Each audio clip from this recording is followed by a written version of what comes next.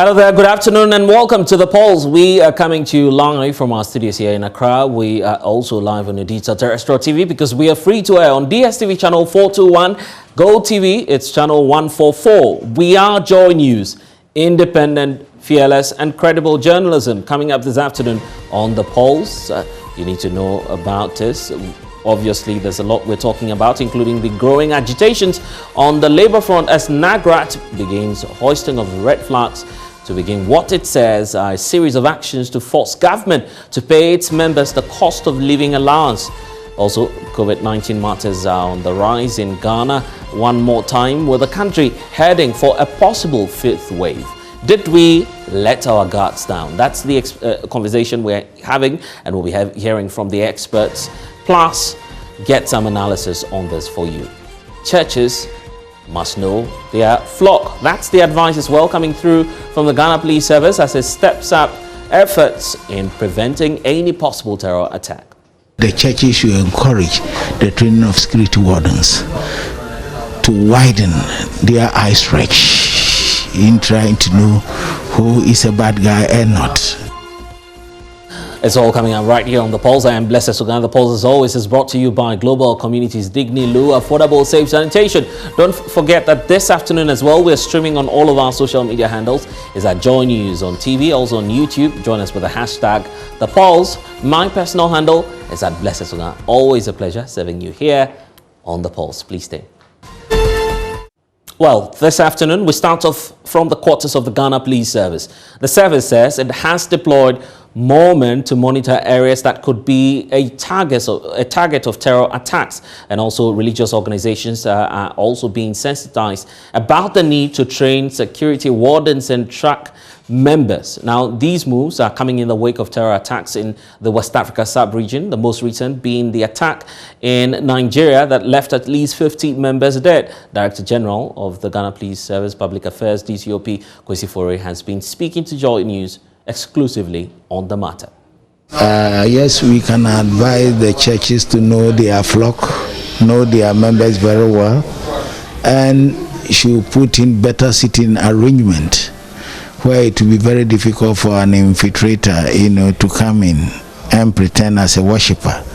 And all new worshippers perhaps should be known, talked to, and they should go through the normal security check that the churches have put in place. And we believe that the churches should encourage the training of security wardens. In the last 2 years, Accra region, we train almost over 7,000 security wardens from the various churches, including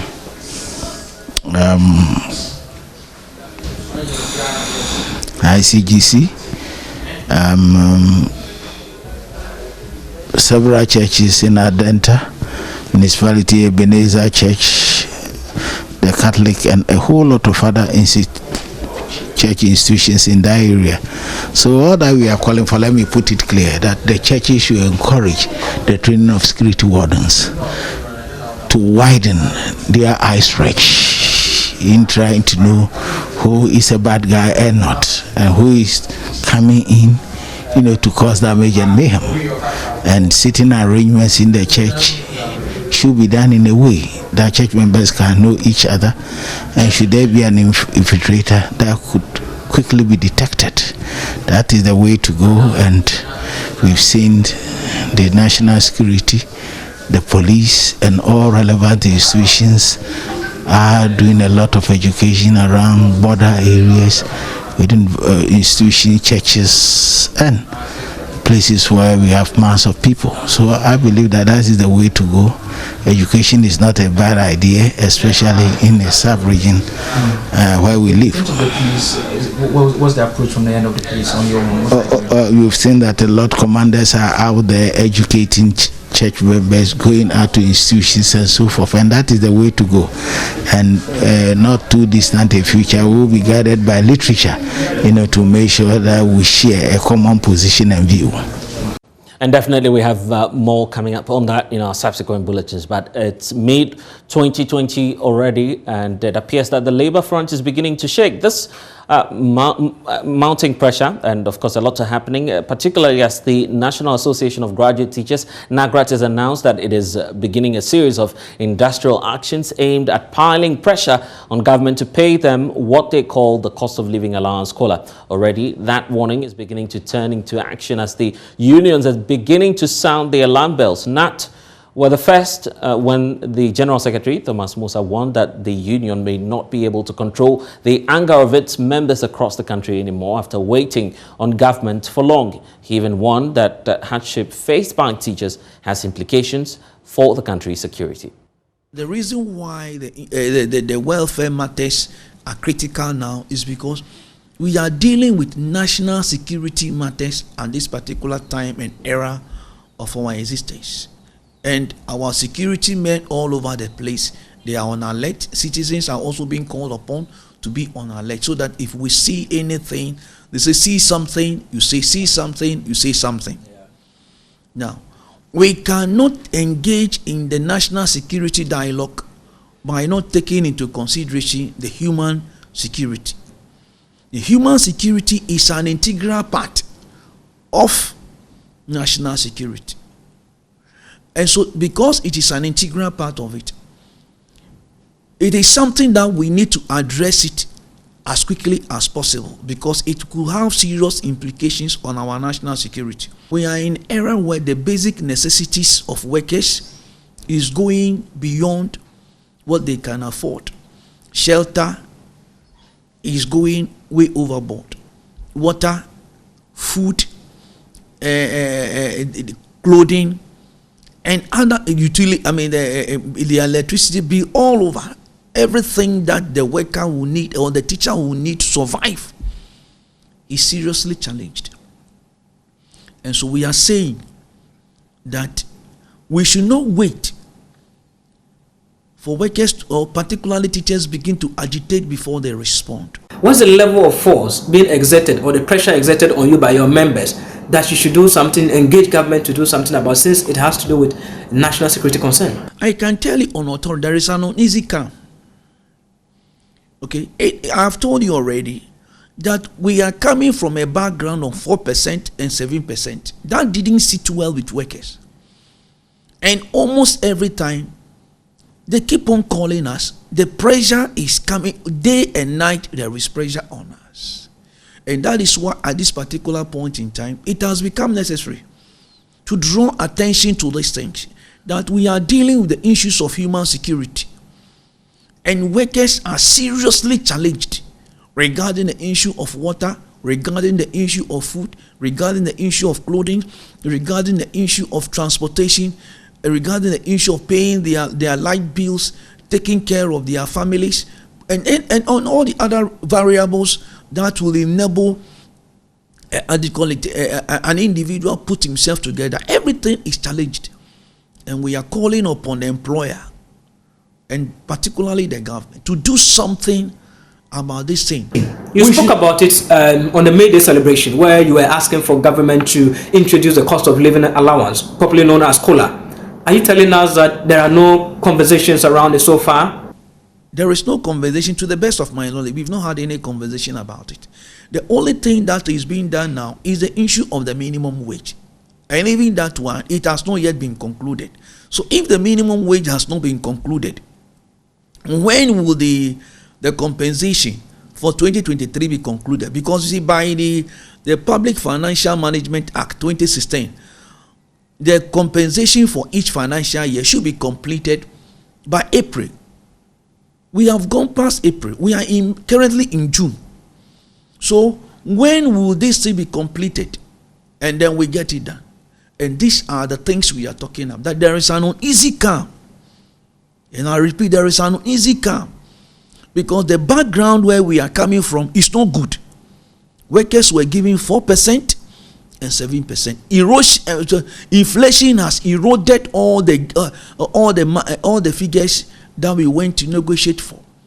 And it is for this reason, and among others, that on 1st May, we articulated the concerns of Ghanaian worker to the President of the Republic. Are there some push or a level of push from your members for you to stage a demonstration? Because I heard the TUC General Secretary making it unequivocal during the May Day celebration that you'll be left with no other option than to, hit the streets. Are you getting there? The workers are that's what I'm saying. That's what I use the word on easy come. Okay? The workers felt that, look, things are not going the way they expected and all that, but we keep on giving them hope. But in as much as we are giving them hope, we believe that the Ghana National Association of Teachers believe that the time has come that we draw the attention of government to it, particularly because we are dealing with the issues of national security and human security being one of the things that workers, teachers are going through now. We are saying that let us address these issues now in the interest of all of us. What do you want government to do now? Yes, the major thing now is that, look, the issue of COLA has come up and the issue of the base pay has come up. Discussion should commence. We should not, without any further delay. Look, when you hear in things of national security, do you wait? When somebody is talking about issues of national security, do you wait? You don't wait. Because you know that any delay on matters of national security, any delay could have serious implications on the entire nation. And it is for that reason why we are saying that we are dealing with human security, which could have, or which could have a serious implication on national security. And so let us come together and get it done as soon as possible. Look at the issue of the COLA that has been raised and the issue of the base pay. And it is in the interest of all of us. They'll keeping silence over these things at this particular point in time will not be good for any. Are there hints as to how much government will want to add to the base pay or the minimum pay? The last time at the May Day celebration, you said you were getting snipers of information that it is not going to be increased astronomically, and your demand was that it should be above the current inflation rate. Are you getting any information as to where they are pegging it? No, it is not the matter of getting information. It is just a matter of letting government know that given the position and the current economic environment, inflation should be our guide. Why? Because 2021, we went in for 4%. 2022, we went in for 7%. And that it was a difficult thing. But because of the difficulties we were in, we accepted it. This particular time, we believe that it is time for the tears, the pain, and the difficulties and challenges of workers. Let's put some smiles on their face around this time, particularly because of the human security matters we are talking about here, which could have serious implications on our national security. So please, we need to do something, and the time to act is now o'clock. Let us not wait for this uneasy come to turn to another thing before we say we want to act. It will not help anybody. Well, there's more on this because the real action is beginning. The National Association of Graduate Teachers, NAGRAT, is not just playing on words, but beginning a series of actions to force government to pay the conditions of service allowance. Here's NAGRAT Vice President Jacob Anaba. At this conference, serving notice to those who matter that their ineptitude towards the call by the union to grant COLA to the suffering Ghanaian worker is leaving us no alternative than to respond to the incessant demands of our members. We therefore demand that, as a matter of urgency, the government must grant workers a cost of living allowance, COLA, of 20% at the end of June 2022.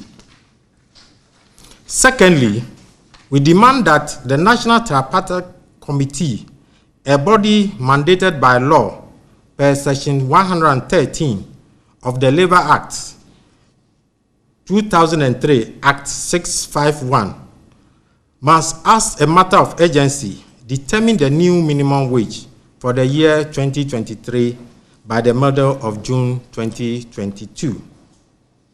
Thirdly, the Public Sector Joint Negotiation Committee must kick-start processes for the determination of base pay for the year 2023 before 30th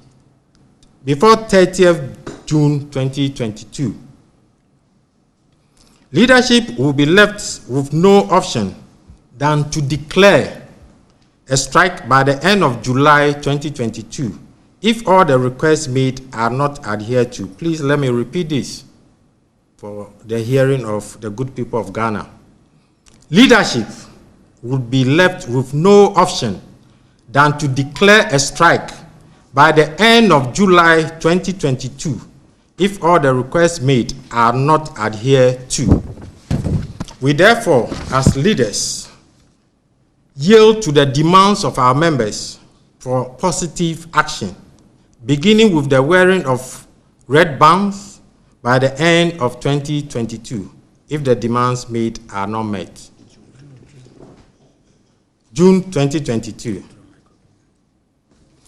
We further instruct all our regional and zonal secretariat to hoist red flags in front of our offices with immediate effect.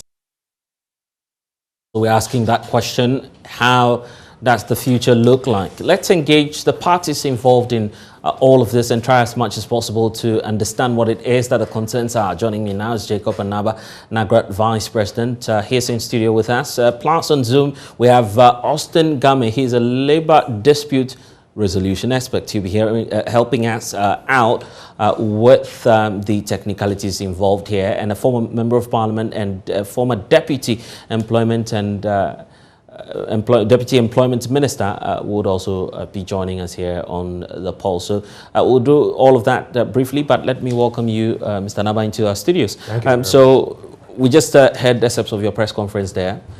Has anything changed? And I'm presuming that a lot of talks are still ongoing. Has anything changed from the last press conference you did and sitting right here in the studios with us? Thank you very much. We had a press conference this morning. And I've been invited this afternoon. I haven't heard anything, so nothing has changed. We are still on course on our demands. We are hoping that something will change by the close of day. As you are aware, the Ghanaian worker has been patiently waiting for government to make an announcement that at least take this to cushion yourself in this moment of hardship. We are not hearing it, and this is the time to act. In fact, it was at the May Day that we were very hopeful because the president was there when the Secretary General made the announcement that we needed some cushioning in the form of COLA, cost of living allowance. So we're expecting something to kickstart. We waited for a month and over. And some say you don't need to look into that crystal ball to tell what the posture of government is. Even right there at the May Day celebration, you heard from the president. He's talked about how government is faced with a lot of challenges in terms of expenditure. Are you not worried that your concerns are rather coming at an unfortunate time? You see, one of the motivations for a worker is the pay, the salary. And even what you say to that effect can motivate the worker. As we speak, workers are not very, very stable, psychologically, mentally, and whatever. So their output is not the best. It is in the interest of all of us to ensure that at least something is done to cushion the worker. Something must be said. Since May 1st, we haven't heard a word from any minister or from the president. So that is demoralizing. Okay, so if I should understand the claims very well, what you're indicating is that although we may be having economic difficulties, government should come halfway. We should sit at the table and talk. Meet your, we have to talk. Your demands. We need to talk. Why is the talks not? Why are these talks not happening? That is where our have you made attempts to reach out to the Finance Ministry and the Employment and Labour Relations Ministry?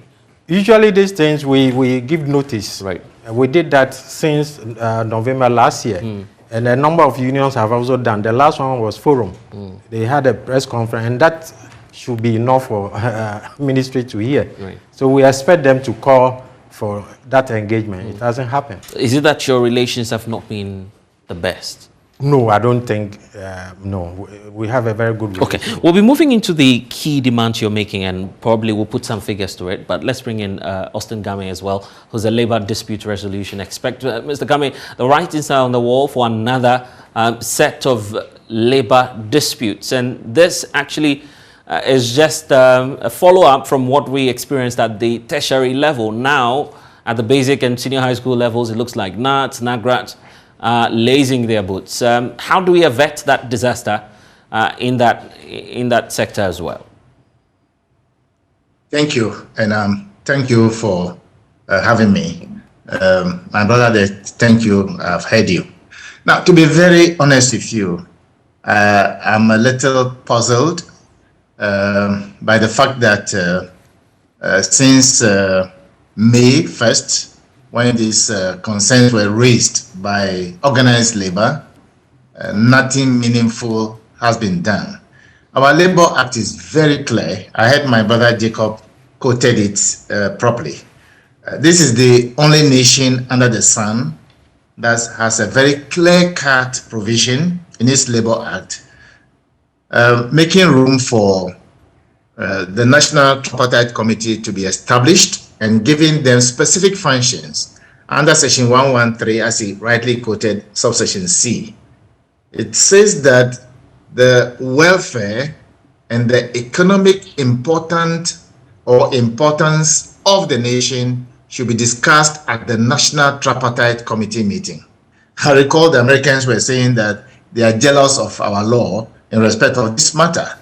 So the proactivity on the part of the employer, and in this case, let's call him employer, not necessarily government. Government is a political entity. Right. But as employer, you have a responsibility to ensure that you engage your people, because for lack of inclusivity, you can have people taking action, you can call it unilateral, but you give them the opportunity to do that. So saying they are going to be hoisting red flag, which is potentially a strike, because under Section 1273 of our Labor Act, right, you are not supposed to threaten each other, but you are giving them opportunity. They should have called them, and it's not late. I know my colleagues at the Ministry of Employment and Labor Relations are very serious people. They should immediately call for a National Tripartite Committee meeting, and let this not be necessarily focusing on national daily minimum wage, because the obvious thing is that we have an inflationary thing on our hand. We have spiralizing kind of cost of living getting out of hand. And so it's for the employer to just invite them to a meeting and have this conversation. It's not a debate, it's not an argument for somebody to win and somebody losing, so that they can focus on the needful, because they should be happy that they are asking for cost of living allowance, as it were, COLA, and not necessarily an astronomical increase in pay. And some say that and some say at this point that, in fact, looking at the economic figures, there's no way government will say that the labor unions are not justified in their new demands. It's obvious. That's why from the word go, I started calling for this COLA long time, because if they should go in for a general pay increase, what it will mean is that every 1% adjustment will send us to another inflationary level, right? Which is possible. It's for the employer to sit with them and be genuine, ensuring that inclusivity is not a figure of speech. It must be something doable.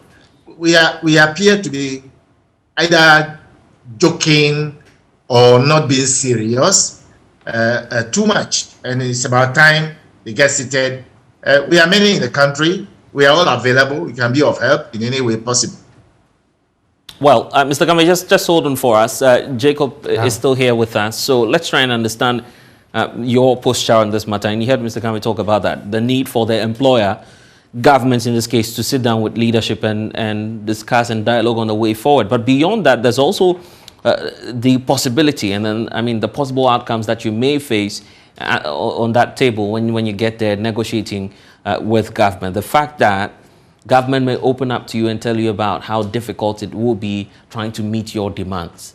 So how much time do you have if government is to defer the payment of this condition, cost of living allowance? The most important thing is to get to the table first. When you get to the table and they put their cards, we also have our cards. Yeah, but how much time we have given them up to the end of this month, June. In fact, we are calling for the National Tripartite Committee to make a decision on the minimum wage by the middle of this month. It has delayed. It should have been in April. Right. It hasn't been done because that is how government will use to factor in its budgeting. And that also affects the base pay, which actually affects me directly. So when we get to the table and they put their cards, but let's try and put some figures to it. So, for instance, you're demanding a change in the base pay. That is cost of living. Yeah, right. But then you're also making a case to the tripartite commission. That one, that's a separate. That one is enshrined in law. Okay. The Labor Act. There is no debate about it. It's not in dispute, except it's that not in dispute. The amount, yes. Right. We remember last year we were giving 7%. Okay. And we said that this year we are going for at least the minimum of the inflationary rate, which is 23.6. So if you were to do that permutation, what would be the implication, for instance, for an average person? Oh, yeah. I mean, something that will send you home, that you should be able to take care of your family, and also have that stable mind to do your work well. That is all we are looking for. Is it your argument that where you are now and where we find most of your members in terms of their pay grade, they are not able to, finance the cost of living? Some have to ask their wives to go back to the villages, those who are in the cities, because the amount that they take at the end of the month is not able to take care of the household. Lorry fare alone is taking almost everything, feeding. So it is a real hardship that we're going through. And that's a reality. So something must be added so that he will be able to... Practically, how is that affecting the discharge of your duties? Can you imagine that you are leaving for work in the morning and your wife asks you to give money to take care of the needs in the house, and you are not able to pull out that money? Will you be able to go and stand in front of the student and teach? You need that mind, that stable mind to be able to deliver when we are standing before the children. So the expectation is that if nothing is done, we may go into a situation where even the learning outcomes may not be desirable. Definitely. I mean, the whole productive sector of the country will go down. It will affect our GDP at the end of the day. So how many members are we talking about now? How many members of your group are you making this case for that there's a need for some changes in their pay? 240,000 teachers. 240,000. We are over 300,000 GES workers. But our members are over 40,000. That's not great. But we are talking for the Ghanaian worker. Because if they increase the pay, it will affect everyone. Jacob, good to be having you here, but we also know that Thomas Musa, who's the General Secretary of NAT as well, is joining us. Mr. Musa, thank you for joining us here on the poll. So we're just taking off on the directive that most of the teacher unions are giving to your members, asking them to begin to silently withdraw your services. Not necessarily, that may happen at the end of next month, but why are you making all of these directives? Why are you directing your members to begin the industrial protest? So thank you very much. And I extend all greetings to all the viewers and to my brother Anava in the studio. My brother and comrade, I salute you. I respond, sir. Please, can you hear me? Yeah, we can hear you loud and clear. I salute. I respond, sir. Yes, I salute you. Good. I think for some time now we've been talking about issues of national security. Right. Now, one of the key requirements about national security has to do with the issue of human security. And the cliche is that see something, you say something. You see something, you say something. So we are in period where, in terms of the human security that we are talking about, it has to do with the basic necessities of life, such as water, electricity, transport, shelter, clothing, among others. All these things are escalating everywhere teachers go. and for that matter, the Ghanaian worker. Now, if we say that you see something and you say something, this is a key requirement that we need to take a second look at. Particularly, I made an analogy somewhere that don't let us forget that it was because of water that Moses could not get to the promised land. Water, basic necessity. When the devil met Jesus, he told me to turn stones into bread.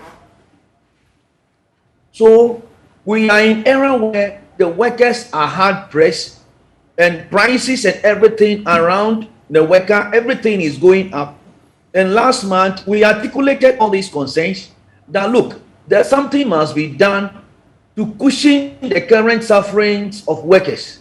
But it looks like these things have gone unresponded, or we have not received any response. Don't let us also forget that in 2021, we went in for 4%. Then in 2022, it was 7%.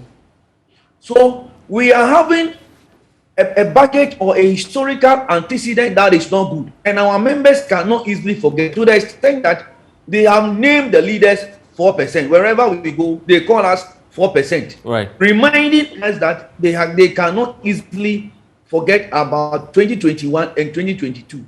And so, owing to the current sufferings and the challenges regarding the human security, which has to do with the basic necessities of life, we are asking that, look, as a matter of agency, and as one of the key requirements, government should actually pushing workers by 20% cooler thing we are talking about, and also ensure that we conclude on the issues of the not only of the minimum wage but also on the base pay for the 2023, so that we can all have an easy way going for everybody. It appears that you all have a common position on this, but that will be weighing heavily on government. Mr. Game, if you're there, where do we go from here, and what's your expectation even from the labor unions themselves? Well, I appreciate the concerns they have raised. To be honest with you, the onus lies squarely in the employer's hand. They are expected, like I said, to be proactive. This is not a time, this is 21st century, this is not 17th century, where an employer will hand down and say this is an employer's prerogative. Prerogative is yesterday's manner. We are in a state where it must be nothing but ensuring that people are included in the decision-making process. But how about patience? Fortunately, we have how about patience? Just a little patience on the part of the labor unions. Yeah, the patience depends on the employer's invitation to the table. Invite them to the table. Fortunately for us, the Constitution is that we took the Labor Act, as we were quoting, derives its authority from the 1992 Constitution. The directive principles of state policy principle is indivisible. You just have to stay with it and make sure that you do what is appropriate. We pick it from Article 36, 10, and 11 to ensure that communication do not become a figure of speech. You must invite the leadership of the working people to table, so you will have a simple conversation and let them know the consequences of doing A, B, C, D. They are human beings, they are leaders, they'll be patient. They've already demonstrated that last year by getting 4% and by getting 7%. It became a problem for them, but they scaled through. So it is for the employer to take the appropriate step now. Don't wait, and now that they are putting pressure on you, because they are also having backlash from their members, you don't have to wait for 5 minutes. If I were to be them tonight, there'll be a meeting. And I guess that's stemming from the kind of service that we have these teacher unions providing. You know something? These are people who are part and parcel of the teaching fraternity. They are not just outsiders that have been invited to table. They are members of the teaching fraternity. And I remember workers don't retire on allowances and other things. They retire on their pay. Yeah. And many of them, after the 4 and the 7, retired. what will be their future? So it's better for the employer to be proactive, to be creative, and let's not be using these words as though it's just for formation of grammar and sentences. That's not the issue. The issue is about making sure that the creativity, the innovation, those things, those language that we use do not become just a figure of speech. It's real. And they know that as leaders, if the employer is telling them something that I know will be honestly said, they will know how to craft and inform their members about it. But if nothing is done and they start putting on red flag, then they are potentially on strike. Mr. Game, help us understand this clearly. Is this just a teacher's quote-unquote problem, or this is a problem that runs through the entire public service, the issue about the pay grade and the quality of the conditions of service? Strangely, it's not even for the public and civil service alone. Okay. Even I'm an employer myself. I have workers. And I can tell you, they also put pressure on me, but I have been engaging them in one way or the other. It may not be sufficient, but if they see your honesty and your integrity and the way you carry yourself about, they know how to go with you. But if you are demonstrating a certain lifestyle, you are demonstrating your inability to prove to them that you share their concerns with them, they may not carry you along. They may rather want you to carry them. And that way, it will be very tough. At the moment, the way forward is to go talking about a kind of restoration, because they are asking for base pay increase, which is justifiable, because without the pay increase, people are going to retire on what they were earning.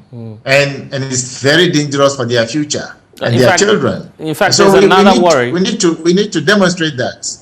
In fact, there's another worry that if government is not able to deal with the concerns now, if these teacher unions go on strike, it may take a longer time for government to get them back in the classrooms. Yeah, and that's why proactivity is not just a question of we will try. We will try. No, it's not about trying. This is not the time for trying. I agree that putting on red band, threatening, press conferences and so forth is not in tandem with the Labour Act. I agree. But what else is open to them? There appear to be no invitation to the table. Let them invite them to the table. It's 24/7. It's not about we'll do it next week. It's 24/7. What it means is that a letter has been dispatched already. What it means is that my colleagues at the ministry and the Ministry of Finance, people should prioritize this. When they go on strike, it will hurt all of us. It's not about the teachers. It's not about the students. It's about the entire country. I know the president is a gentleman that keeps his word. So he should take steps and ensure that things are done and done well. And we are all available, including you. We can all be of help. Yeah, I hope that I could play my role there. But you're the expert. You're the expert in this, Mr. Game. Let me bring in Jacob as well. You've listened to Mr. Game. The point about the posture of government. Has it been difficult trying to work out, negotiation or some terms and conditions for government? You see, where we sit, we cannot invite government to the table. They have to invite us. And we have not been invited and we refuse going. So we are ready. As he said, 24/7. Anytime we are called upon, we will go to the table and have a discussion. So, you should be putting up some plans right now, timelines as to when you intend to do what, because it appears that it will be gradual. You start with the processes, wearing of armbands. What's next after that? No, it's clearly stated in our press statement. We are giving government by the middle of this month to make a decision on the minimum wage. By the end of this month, he should give us the COLA of 20%. Then the July ending, we should have the base pay decided, because it's for next year. So we should have the COLA from June onwards. If that is not done by July ending, they will declare a nationwide strike. Okay, so which means that there are some activities that may be happening in between that. Yes. At the end of June, we are asking that we hoist the red flags in our various secretariat offices, and we start wearing red bands, like he indicated. It's a form of strike. So that will be the beginning of our activities. So it means that the beginning of July, we'll start moving and mobilizing our members to understand the course that we are taking. Do we know the amount involved and what you're seeking? The amount in of all? money? Yeah. No, but for how long have you been on government's neck over this? Last year, when we realized that prices of goods and services were going up, we made a call. And I think early this year, when the inflation rate, went very high, we realized that no, our money, as we speak, Masari is gone by quarter. It means that the purchasing power of Masari is gone by quarter. So I need that money to replace. If not, I cannot bear. And I'm sure that you've heard this argument, the fact that what's happening in terms of our inflation is externally influenced. Don't you feel that some of these factors may change in the coming days, for which you may gain more purchasing let's power? Sit down. and then when we have the talk, when we start the discussion, it changes. During the talking, we can abandon the discussion and go home. If it changes, but for now, it doesn't. No, there's no way. We are really suffering. Are you doing this together with all the other teacher unions? Are you stating a common position on this? Musa is leading that. Okay. We are leading that grad. Okay. We have CCT. We have TEU. All of them have the same. Yes, backing we indicated that. And the TUC Secretary General, he made the call during the May Day celebration at the Independence Square, where the president was present. He made the call. That means our spokesperson, the mouthpiece of the organized labor, has made that call. And we are feeling the pinch so much. Well, Mr. Musa, you're also there. We're hearing from Jacob now that you have a common position on this matter. So are you going to join forces? What should we expect jointly from all of the teacher unions? We've always been working together. And we sent a letter some time back, I think somewhere in March or so, we sent a letter to the Ministry of Employment and Labor Relations regarding this particular issue. But you see, it's very, very important for us to note the Public Financial Management Act of 2016. Okay. It provides that by April ending, we should have concluded the issue of the negotiation. As we speak now, we are in June. And we've not even concluded the minimum wage. And thereafter, we'll come to talk about the issue of the base pay. Right. The other thing, as we keep on delaying all those, like I've told you, we have a baggage and other. There is an uneasy calm among our members. So what you have heard us articulating now is what our members the kind of pressure, challenges, and issues that our members are raising. The third thing to also put across is that look, whatever a worker is taking today will have serious implications with what the worker will go home with. That is why we've consistently been saying that the pension, the money that the worker goes home with, that's the pension. We have described by Kofi Okowu, because when you go home, the kind of strength you had when you were in your working life, you don't have that particular strength. Right. So you need money to take care of your health. You need money to take care of your basic necessities of life. If you don't have that money, I have said it elsewhere, that even if God has given you 80 years, or even 80 years, or let me take the minimum, or let me even 70 years, the economic challenges alone and the amount of money you will take home alone is enough to kill you at age 62 or even 63.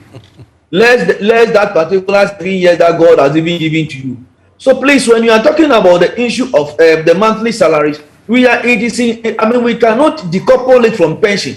And these are critical matters to ensure that when a worker is going home, it is not only for today, but when the worker is going home, the worker should be able to go and take care of his family and with himself. And so the teacher unions, we are working together, and in the coming days, we will decide, like my brother Anaba is saying, we will put all these things together and we'll take the suffering they're going through. Okay, and that's why I want to bring in Jacob back again, the point about life after teaching. It appears that it's part of the reasons why you're making a case that this be settled for all of your members in terms of the conditions. Yes. Like life after teaching is not too good? It's not too good at all. I mean, because if your salary is that low, the pension is also very low. And you know, when you are in that age, health issues and so many issues that come up, it's difficult. So for instance, what we're talking about, those who enjoyed the 4% will retire on that benefit. That increase. Try and break that down for us. How does it work? It means that you go home at that level. What normally happens? You go home at that level. That is the amount that you ended with. That will be used to do the calculation for your retirement. So if it is very high, it means that you get a very high amount when you are going on retirement. If it is low, you get a very small amount. So usually we do not want, like this COLA, it will not affect our pensions. It is something just to cushion us for that. It's a temporary measure. It's a temporary measure. But if there's an increase in our pay, that will affect our pension, and that will be good for the worker when you. Okay, so which is also part of the components that you're making. Yes, it's part of it. But for now, that one is mandatory. Okay. This one is because of the exigency of the situation, that the economic situation is said that you must cushion the worker now, or else we are not stable at the workplace, and it's not good for us as a country. So I can guess that once you're dealt with COLA, you'll be chipping in the issue of the like he said, by April we should have made a decision on the minimum wage. We have not done that. Then after that will come. It's coming, I guess. I don't know when. I don't know when. I wish it had come. Right. We will not be talking about it today, but we pray that it will come within the shortest possible. Mr. Game, the point about policy reforms, is this the time that we need immediate reforms on how we structure the labor front? Of course. I mean, look, let me be very honest with you. We have not even started operating with the labor law yet. We are not. Okay. People need to be humble and be willing that we have X million number of adults in this country that have some knowledge and capability to help. We are not implementing the Labor Act. Otherwise, this meeting, this press conference will not have come on. I'm expecting that, again, within the next 48 hours latest, people are being invited to the table, frank and open conversation. All what I'm saying, I can quote it from the Labor Act for you. If you go to Section 9 of the Labor Act, is the duty of the employer. That's why we should not even mention government, because then to carry you into the dirty partisan politics. Yeah. Right. But this is purely employer as government doing its job. So it has nothing to do with the traditional so-called NDC, MPP nonsense. The reality here is that Section 9 of the Labor Act imposes on the employer as a responsibility to ensure that they engage their own workers and protect their interests, whilst they also, under Section 10, protect your interests. It's two-way traffic. But if it's one side, they will be compelled, knowing that they don't have the strength. The only thing they know is to say we are putting on red band. Right. And like I said, under Section 1273, potentially, once a worker put on red band, he's on strike. He's communicating a certain language to you. So I expect my colleagues at the ministry to immediately initiate the move to invite these gentlemen and ladies to the table and have a good conversation with them. It's not about debate and argument where somebody will win and somebody will lose. And I think they have the capacity to do it and come out with something meaningful, having in mind the economic. That's why 133, Section 113, subsection C is very clear that both parties are going there to discuss the economic and social importance. It's not about somebody wanting this and somebody not wanting to give this. What is it that we have? What can we do? If we do it, what will be the risk? All these things will be discussed and everybody will be at peace. Then we have a country to govern. Then we have free flow of information and inclusivity will be seen working. Otherwise, it's just a figure of speech. All right then. Austin Cummings, a labor dispute resolution aspect. Obviously, we'll definitely get back to you if there's any updates on this, but we're grateful for your time. So let's wrap up with Thomas Musa, and also, so let me wrap up with you, Thomas Musa, and then I'll come back to Jacob for his final words. Okay, so Jacob, your final words as we wrap up on this. The Ghanaian worker is suffering. The teacher is suffering more. Our pockets are empty. Government must do something now. We have no time. We are giving our indication. By June, if we don't hear anything, all our officers will start the red flags and we will start wearing it. You're wearing one yourself? I will start even before the June if the indications are not clear. Right. And when we start wearing red, it will be difficult to do our work.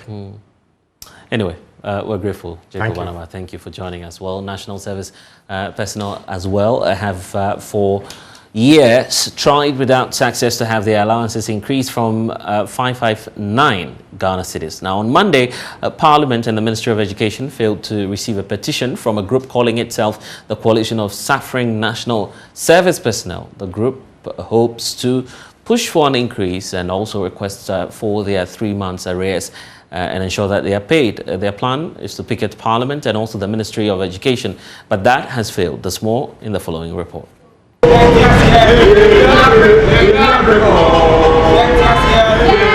Members of the Coalition of Suffering National Service Personnel failed to turn up massively as leaders had hoped. Those present were determined to have their voices heard. Wechia Awarija is president. We are petitioning the the Speaker of Parliament and the Ministry of Education. We want them to ensure that our allowances are paid timely.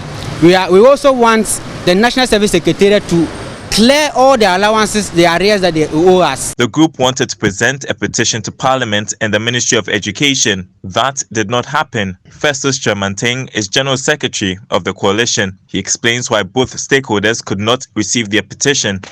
Prior to this demonstration, we sent our letters to the various ministries, that is the Ministry of Education and to Parliament House as well.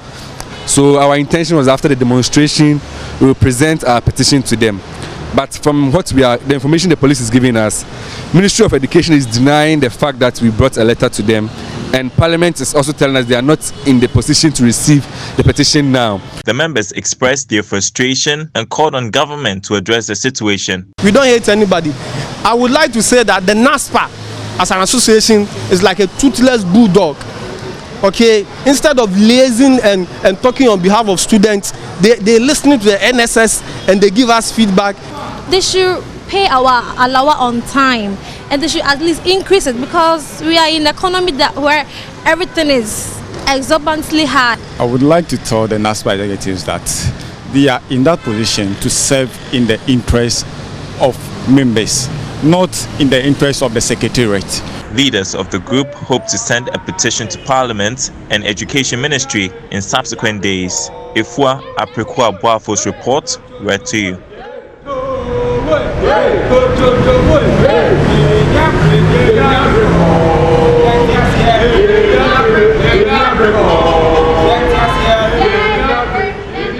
And thanks for staying with us here on the Pulse on the JoyNews channel. We'll return shortly. After this break, we'll bring you some more stories.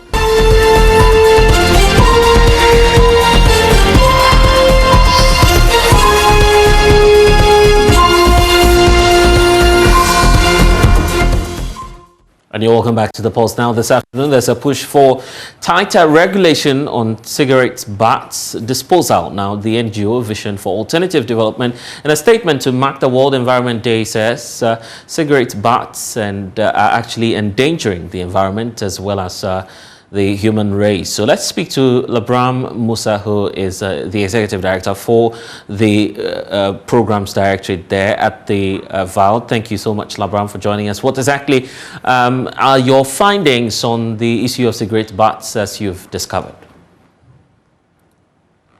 Labram, if you can hear me, you'd have to... Yeah, okay, right. Just go ahead then. Yeah, sure. I can hear you. Good afternoon to your cherished listeners. So as the world marked World Environment Day, we deem it necessary because the team they just ended World No Tobacco Day was also on the team. Tobacco and the effect that it has on the environment. So it situates very well, and we felt that we need to also join the global communities, our global partners, and then some media organizations that are also fighting to ensure that our environment is secured for us to live and live, very well. So as you notice, our press release touch on some few aspects. We don't have much of those data in the country, but of course, whatever happens across the globe, as you all know, that Labram, we all live in a global village now, so definitely where it's. Yes, just conclude on the point you're making there. Yes. So what I'm saying, so whatever happened across the globe, obviously something that impacts, across the globe. So we are very, very much, affected whenever the issue of climate change, affects any part of the world. And specifically on the issue of regulation, what would you want to see? Right. So tobacco. I'm sure we've all grown up and we see how we dispose of cigarette butts. So, for instance, we smoke cigarette and in the butt, I'm talking about the residue that normally would come out from at the end of smoking. So we throw them recklessly. There hasn't been any well-defined, an appropriate way of disposing of cigarette butts. And research tells us that it is the most common and the most polluted, the most polluted in the world ever. That is tobacco. So it means that tobacco can be found everywhere in the world, including Ghana. And you bear with me that when we're growing up, we used to see cigarette butts being thrown about, everywhere, indiscriminately. And there hasn't been, there hasn't been any plan or any method or procedure on how we actually dispose of, very much, cigarette butts. Unlike other pollutants like rubbers, at least we know that there are efforts to clean up, those material. But when it comes to tobacco, that has not been the case. And research is telling us that it's actually causing more damage than we thought. It says that over 8 million, cigarette butts are disposed across the world every year. And these cigarette butts, contains toxic chemicals. Because we are told that about 7,000 chemicals are found in a cigarette smoke or a cigarette that we see around us every time. So once, these things are disposed of, on the streets, on our waterways, at the hotels and stuff, once it rains, this is raining now, and the water washes, these, butts straight into our water bodies, affecting aquatic life and then also the life under sea level. So it affects every facet of human endeavor. Research tells us that the industry actually use chemicals, heavy chemicals, because tobacco is not any leaf or any plant. It requires heavy, toxic chemicals to be able to preserve it. So these chemicals, obviously, once it rains, it washes down into the sea. Like I said, it affects aquatic life. Right. Now, in the same vein, even the production industry, cut down vast, lands, for the purpose of producing, or planting these tobacco products. And once they are done, they also cut down trees to be able to burn them, because tobacco actually needs to be burned so that you can be able to preserve the leaf, for it to live longer. So all these things impact negatively on our health and then affects climate change. So we are happy that the team for this for the World Environment Day, is around, protecting the environment. And then we are also happy that it also, situates very well, because currently, and the intersessional meeting in Bonn on climate change is currently about taking off in Bonn, Germany, to discuss how all of us as a community, as a nation, as a global community, can discuss how we can we can take issue of climate change seriously and take the next level. But currently, we are told that the rate at which the environment is being heated up is unimaginable. You know, we need to reduce and that's what we are emitting into the environment. So here, it goes just beyond the tobacco industry. Also, but it also goes to other industries that continue to pollute the environment, especially big industries that continue to pollute the environment. So we are calling on world leaders, including our own EPA, to be mindful of the fact that tobacco is also a major risk factor to polluting our environment and also destroying our water bodies. All right. So that at least they can also call on the industry, as the tobacco industry, to pay. So that at least they should pay for us to begin to, start cleaning the environment and then disposing of waste properly, so that we don't have the destruction we are currently experiencing. Okay, Labram, thank you for your time here on The Pulse. And obviously, there's a need for us to talk about COVID-19. There's been a sharp rise in infections and in cases, particularly in Ghana, prompting fears of a possible fifth wave. Now, government lifted most of the COVID-19 restrictions and other measures put in place to deal with the spread of the virus. Less than 3 months after those restrictions were lifted, there seemed to be another jump in cases. Well, JoyNews has received several complaints from parents about their school children coming home sick, and in some other cases testing positive for COVID-19. There are also a seemingly high number of cold, sore throats and other symptoms as well, which is raising a lot of questions on this COVID-19 conversation again. So are we back to the days of heightened cases? Do we have to revisit the conversation on restrictions and lockdowns as a way of dealing with this case?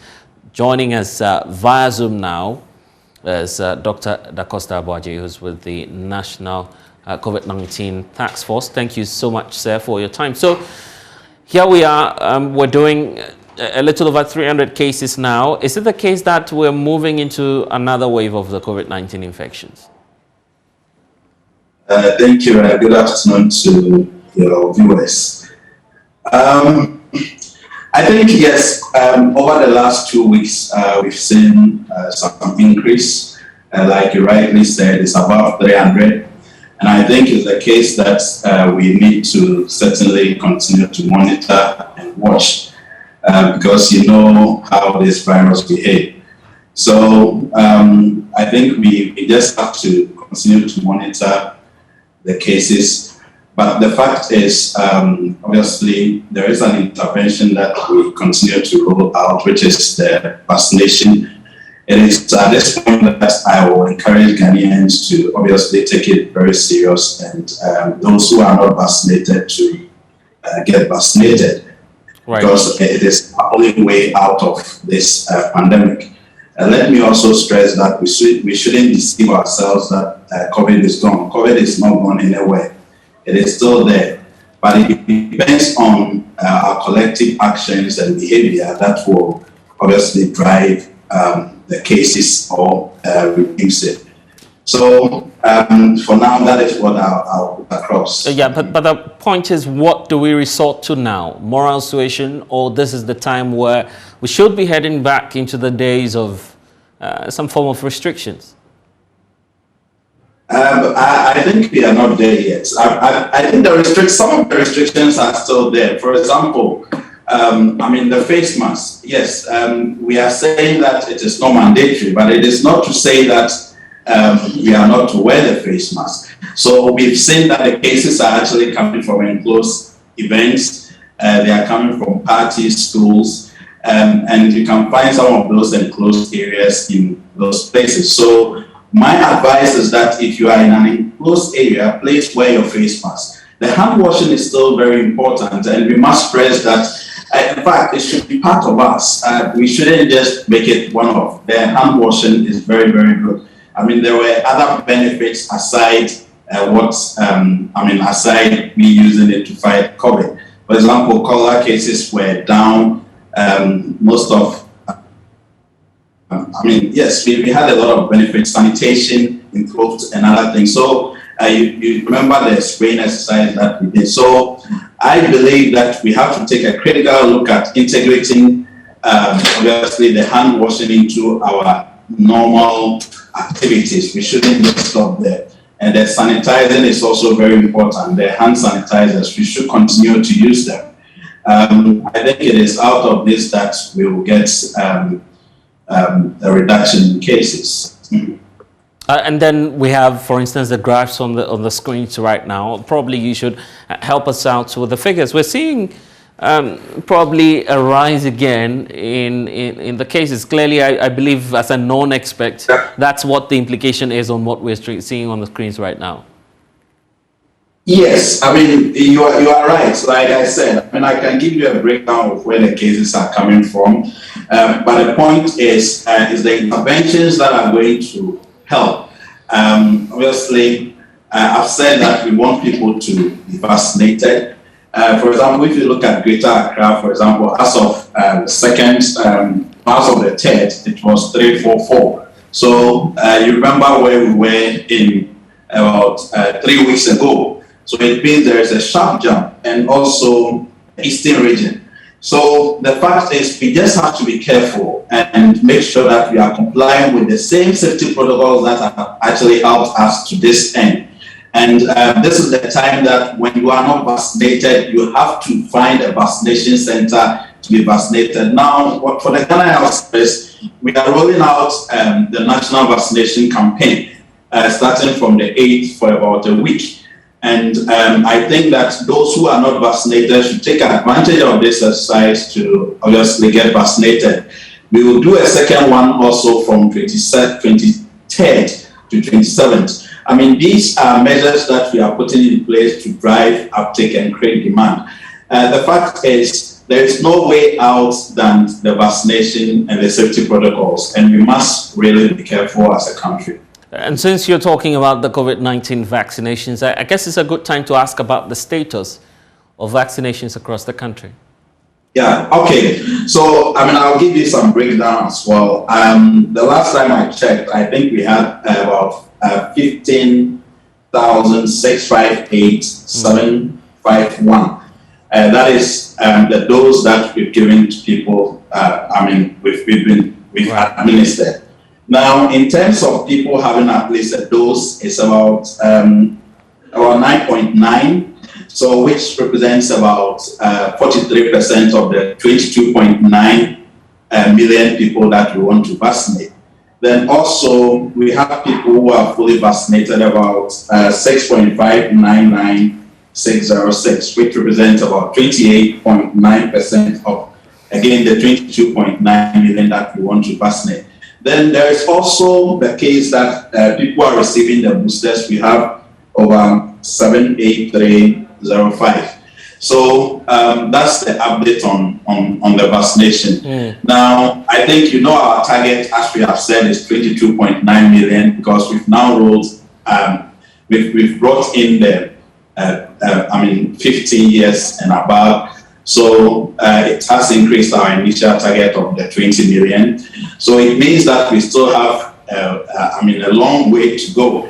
And I'm only pleading with Ghanaians that we should take advantage of the many interventions that we have put in place to get vaccinated because it's really the way out. Okay, so let's do this. Let's also break down the areas and where we're experiencing some of these cases. I guess that will give us some context to the discussion that we're having now. And quite a sharp focus there on Greater Accra region, for instance. And if you look at that as compared to the other regions, it appears that the national capital, again, is leading in terms of the infection rate with some difference of 45, but then I guess they're still leading the Ashanti region. And you look at some of the communities, even within the Greater Accra region, in terms of districts, you see the Ayaso West, for instance, with 12, Accra 10, Ladade Kotopon 7, Adenta is there with 3, we have 2 for Ghana is. We also do have the Kole Klote area, as well as the Lankwantanan Medina area with 2 each, and Shayo Sudoku is as well having 2. But for Ashaman, Ayaso East, Tema West, Tema itself and Wejagbawe, they all have just one case. Is it because we have the airport situated at Ayaso West? Is that why we're seeing such a sharp rise in cases in that district? Yes, I mean, that could be. You know, Ayaso has always had the numbers up. And bear in mind that that is where we have most of our treatment and testing sites. So that could be what is accounting for that. But the most important thing is, I mean, one case is also very important. It's not to say that one is not this thing, because we start from one before two. So the fact is, I will still dwell on the safety protocols, regardless of where you are. And I will also dwell on the fact that the vaccination is very important in helping us out of this exercise. And Doc, apologies for that. I was actually indicating that the airport was somewhere around Ayaso West. But what I meant to ask was about the airport and why we're not experiencing a sharp rise in the district within which it finds itself as compared to Ayaso West, which is leading that chat now. I guess that's the import of the question I'm putting across. Okay, so you are trying to say that the cases coming from the airport? Right. Yeah, the fact is accounting for that largely, yes. I think I have to obviously look into that, but I don't think the cases are coming from only the airport, if it's so many, because you remember that we've even reduced testing at the airport. Yeah. So from what I have, I certainly know that obviously it's coming from the testing sites within the Ayawaso. But then the airport is no longer testing, and that's why perhaps we're not even recording any case at all. Is that why? Yeah, but there is an intervention to that. You see, the airport restrictions the protocols are very strict. Now you have to be double vaccinated, you have to be fully vaccinated before you are able to travel to Ghana. So that is a control measure, you see. And if you do not have the vaccination, you have to do a PCR test. And we're still doing the testing. We haven't stopped, just that it's reduced. So I think let me come back to you on obviously the airport data, right. But I can assure you that it is the testing sites and the treatment sites within the Ayawa, so that will be what it's accounting for. So going forward, what's the advice or caution from the Ghana Health Service for us in the coming days? What should we be on the lookout for? Okay, so thank you. So like I stated earlier, we are rolling out the fourth vaccination campaign, which is starting on the 8th. And I think that for those who are not vaccinated should take advantage of this to get vaccinated. We also have a number of people who have had their first dose but not the second dose. So this is their opportunity to take advantage and get, obviously, the vaccines done. We'll continue the campaigns, we continue the education, we continue to do the house to house, but we need the public to go with us, because at the end of the day, we have more vaccines, and if the people are not ready to accept it, then there is a problem. So I don't want to believe that is the case. I just believe that we are obviously doing a lot to make sure that people are vaccinated, and we create opportunities for people to be vaccinated. Now, aside this, obviously this campaign that is coming on tomorrow, we will be doing another one from the 23rd, but we will also not stop there. No, what we will be doing is that we will be doing active community engagement maybe 2 to 3 weeks prior the national immunization days. So once we do that, we'll be able to drive the uptake. So, I mean, as it emerges, you have to develop various strategies in making sure that people obviously go with you. So it's exactly what we're going to do to make sure that our people get vaccinated. All right, then. I guess we'll have to leave that conversation here. But thank you, Doc, for your time here on The Pulse. And obviously, we'll keep an eye on the COVID-19 infections, but we also need to talk about some other developments in the health sector, because health officials at the Konfanoche Blood Bank are worried over the refusal of the adult population to donate blood. This, they say, stems from lasting misconceptions associated with blood donation. With Ashanti region's population of 4.8 million, the blood bank says it could only meet half of its annual target of 40,000 pints of blood. Recruitment head at the blood bank, Kwame Esenso Mensah, was speaking at a blood donation exercise organized by Calvary Charismatic Center in Kumasi. Impotence, infertility, and religious beliefs are some misconceptions influencing the decision by many adults in Ghana to donate blood. Recruitment head at the Konfanoche Blood Bank, Kwame Esenso Mensah, reveals majority of blood donations come from the youth population. He says these attached beliefs are affecting the blood bank. We collect something in excess of 20,000. So if we're to go by the WHO standard for blood requirement or blood needs for our population, I should say we're able to meet just about half of that. Nationwide, voluntary blood donation is not good. It's not encouraging. The adult population like us don't want to donate blood. That is the sad part of the situation. So the misconceptions are there, but I believe it will take the media and us to educate the people to come to terms with the reality is that when you donate, nothing bad happens to you. As part of the yearly activities to mark the birthday of the head pastor at the Calvary Charismatic Center, members are encouraged to donate blood. The church has for the past 6 years contributed a little over 2,000 pints of blood to shore up the Konfanoche Blood Bank. Ransford Obin is the head pastor of the Calvary Charismatic Center.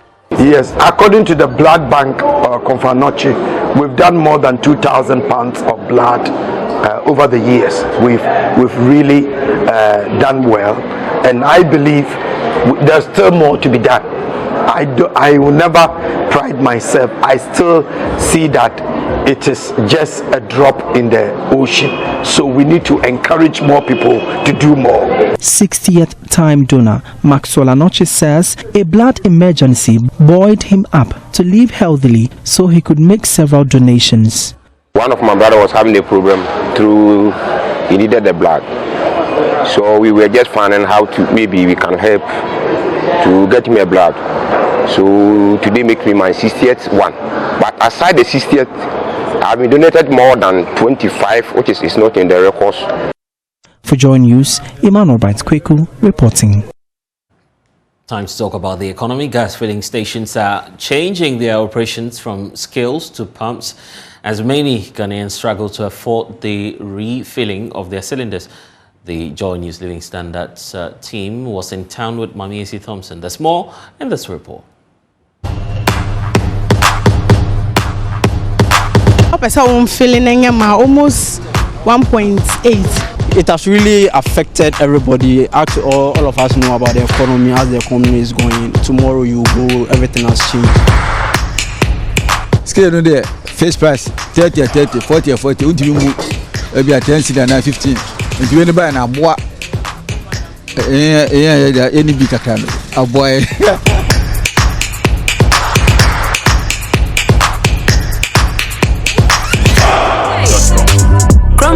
Shit, baby, I shit. 2 weeks ago, Deborah, a resident of Alajo, visited the gas station to buy 90 cedis worth of gas. Filling a 14.5 kg gas cylinder would cost her 180 cedis, but she could only afford half of that. The LPG has run out and she's here again. If I want my cylinder full, I have to pay 180 cedis. Even the smallest size is going for about 80 cedis. But it didn't used to be so. It isn't easy at all. This time, Deborah can only afford 50 cedis out of 180 cedis needed to fill her cylinder fully. I would have wished to fill it fully, but I don't have enough money. The one we used at work cost us 250 cedis, and that even lasts a week. If I don't have money, I will opt for charcoal. For her and others who have come to refill their cylinders, the price of LPG has become unbearably expensive and erratic. In the last month, the price of LPG has increased at least 3 times. Silvarius Akentuna, a supervisor at Trinity Gas, is frustrated. Like 14 kilos, someone will come and buy 50 cedis into a 14.5 container or cylinder. I mean, how? It's because of the price increase. The price is not stable. For instance, I think last month the 14.5 was around I think 148 or so. Recently it has gone to 152. As at October last year, you could refill your cylinder for about 7 cedis 91 pesos per kilo. This means a 14.5 kg cylinder was costing a little over 114 Ghana cedis to fill. However, in March this year, the per kilo price of LPG saw a more than 23% rise. Further price fluctuations last month has worsened the situation. Pump attendant Maxwell explains why operations changed from the scale system to the pump system. Scale no there. First price 30, 40, 40. Until we move, maybe at 10 cedis and 15. And two bother way there 40, 30. When we are operating the scale system, the prices were fixed. If it was 30, then 30. It could not be adjusted. But we had to adopt the pump system so those who cannot afford the increment can also buy. Handed. And if you got to it, if you buy a boy, any big a boy. Sharing the cost of buying the commodity is a smart survival mode for the likes of Prince, a student at the Ghana Technology University. He splits the cost with his roommate. I'm here to fill my gas cylinder, yeah. It got run out some 3 days ago, yeah. So I'm here to fill it. Yeah. The last time it was filled, when was it? Yeah, so I'm currently with a roommate. He filled it at 40 cedis barely 3 months ago. Yeah, so I'm here to fill it, and I couldn't even fill it at 50 cedis because it actually takes probably 74 cedis to fill it. So yes. It is increasingly becoming difficult for breadwinners to buy for dependents. Derek is supposed to squeeze almost 200 cedis out of his income every month to fill 2 7 kg cylinders for his dear mother. I spent about 148 or so for the 2. Basically, they told me one is for 74, so the 2 is 148. Yeah. Actually, that was last 2 weeks. I think it was 50 cedis or so. And today as I came, they said one is for 74. It has really affected everybody. All of us know about the economy, as the economy is going. Tomorrow you go, everything has changed. So actually, it's really dipping into our pockets, yes, which is really affecting us. Supervisor Silvarius Akentuna says the price instability is threatening the business and employment of workers. If the customers are not coming, where is the good for us? There's no goodness in it. Until there is an intervention from government on the price of gas, Deborah, Sammy, Prince, Derek may have to turn to charcoal, which could go against the government's goal of protecting the environment.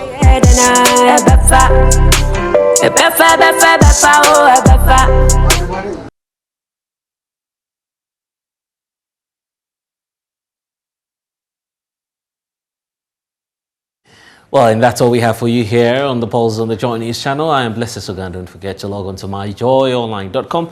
We have updates for you there.